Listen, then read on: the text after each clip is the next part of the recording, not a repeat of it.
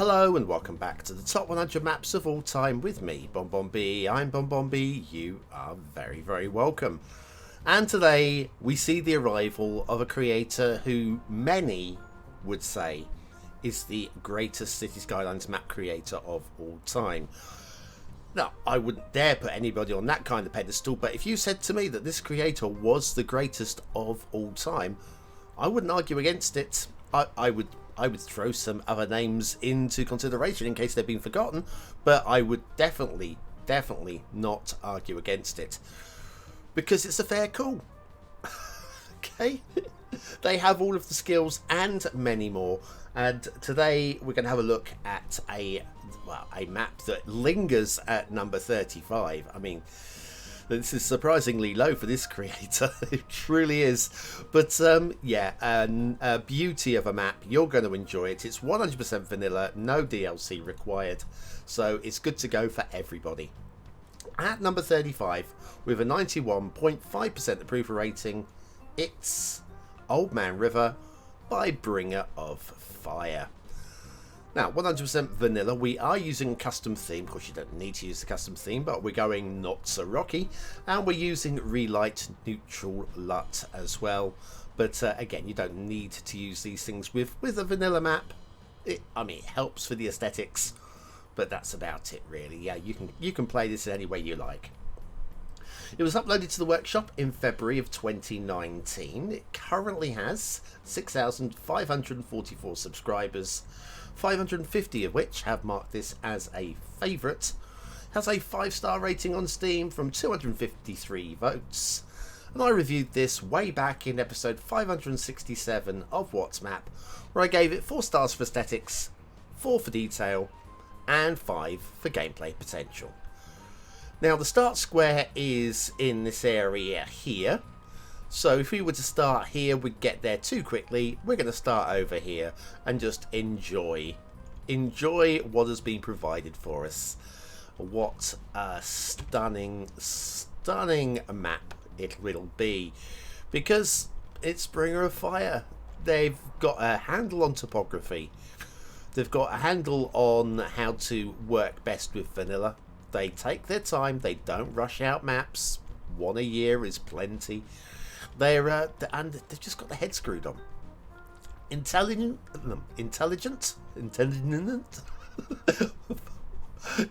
all of the skills, all of the tools are in the toolbox, you know. Yeah,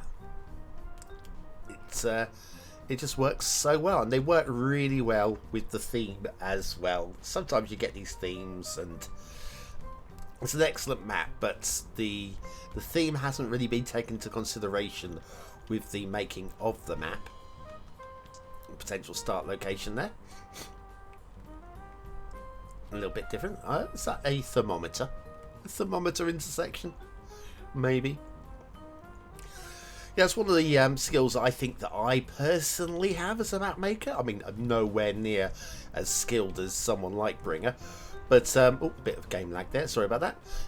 Yeah, nowhere near as skilled as that. But working with a theme, finding the tolerances of the theme, and then trying to stay within the tolerances of the theme to bring the best out of the map.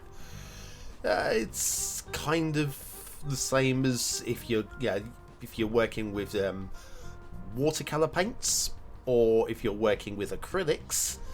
You can work to 2 different styles. A watercolor painting is different from an oil painting, and you work to the strengths of your tools, and the strength of the tools, including the map editor itself.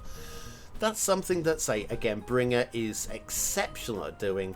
And here, this is a little unusual for a Cities Skylines map build. Again, we have the perfectly level rail. That is to be expected from any of the A-list creators. But what you then have, instead of going up and over, this one slowly dips in and under. Sort of a cutting, but far softer than the cutting. That is just, I mean, something that could be easily not noticed. And I think I probably didn't notice it myself last time round. So yeah, a little nod to that. Are we there yet? Are we nearly there? I think we are. I think this is it. Let me just check in the... yeah, there we go. This is our turn off. So we take a little turn off at this angled, sweet little intersection here. And that'll bring us down, and we're going to go through the legs. Through the legs of this railway bridge. That's very, very tidily done. Very cleanly done. The rail continues beyond, and the road then takes us down into our buildable area, which isn't absolutely the largest, but it is more than adequate. And then once you've finished building in that area, you can see how your options open. You probably won't be building off in this way into the hill, but you can go up and got all of this area to work, all of this area to work around the intersection and the river. The small tributary running through the middle as well, and then it's just such a delight the way that Bringer knows how to break up the environment to make for a really good buildable map. Sorry for the short break in the video there. You probably didn't notice the actually too much, but got called away for a moment. So yeah, I mean, all of the perfect bridges, all of the perfect rail. I mean, the rail lines just following perfectly smooth lines, and just look at the topography working away in the background, and the simple tree work. It's just simple tree work. All the trees running down the seams where the river would run down the erosion, little patches of trees, just so tidily done. I wouldn't claim that this is Bringer's best work, but even their second best work is better than most other creators, and this would fit there. We're definitely going to see more from Bringer as we go up the charts. Do not think this is the very last Bringer of Fire map, because it isn't. It isn't. We've got the dam. Of course, with a dam, you need to let the simulation run a little while. I haven't done that yet, so we have got the ripple running back from the start of map water flow. That will settle itself down in no time at all, and this is fed by this little river running down from the mountains. There's something about a Bringer of Fire map that is clean and crisp and tidy and just so playable. It invites you to come and build. Many creators, again, I'm probably in that category, that probably over detail. We'll choose an area and just go to town on it to make it stand out. Whereas, yes, Bringer of Fire was gained fame from the custom dams, and yes, you could say that is over detailing an area. You could argue that. But even then, even when you have that from Bringer of Fire, you get huge areas. Let's if you have a look at this, right? This area here. You're probably not going to be building up here, but you could. It's flat enough to build on, and you could. But we haven't gone and detailed grasses into every nook and cranny. If anything, it's under detailed, and I guess that's maybe one of the reasons why I didn't give this a 5th star for detail, or a 5th star for aesthetics, because if you look at that, you will say you can't give 5 stars for aesthetics based off of this, and yeah, I probably would agree. There are areas, like if we head down to the river and look up at that area, I mean, it looks better, and there are areas that look stunning, and like on the other side of the river, where we get some really good aesthetics over that way. But why waste trees in an area that nobody's going to be building in? It's only going to be viewed from a distance. It's common sense. Oh, hello. Camera went then. Yeah, it's Bringer of Fire has all of the skills And we've got this.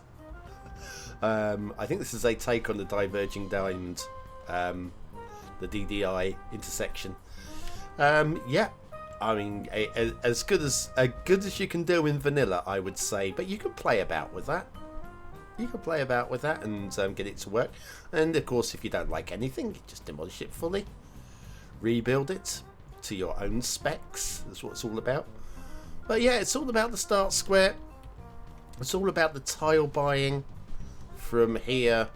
So we could jump out to this one, which would then give us over here, here, here. We got that one, which bring us up to this way. You could build up into the dam. Probably won't build on this one, maybe not. But yeah, that's 5-6 tiles just off the bat. And then if you've got the 81 tile mod, you can go mad elsewhere. Beautiful work, beautiful map, very, very solid, well designed, well created map. Bringer of Fire, who we will see more and more of as we head up towards the upper echelons of the greatest maps of all time. But down there at number 35, just down there at number 35, out of over 50,000, is Old Man River by Bringer of Fire. Wow, great to have so many legends, so many legends. Anyway, that is going to be it from me for today. Slightly shorter one because some days they are shorter. We will have a look at another one tomorrow, and do join me for that one as we hit number 34, which I can promise will also be a very good map. That's it. Thanks for watching, for commenting, for liking, and for subscribing, and a big shout out to all the BonBon buddies on Patreon and YouTube membership for supporting the channel. You guys truly are the very, very best, and I'll see you all again very, very soon. Thanks for watching.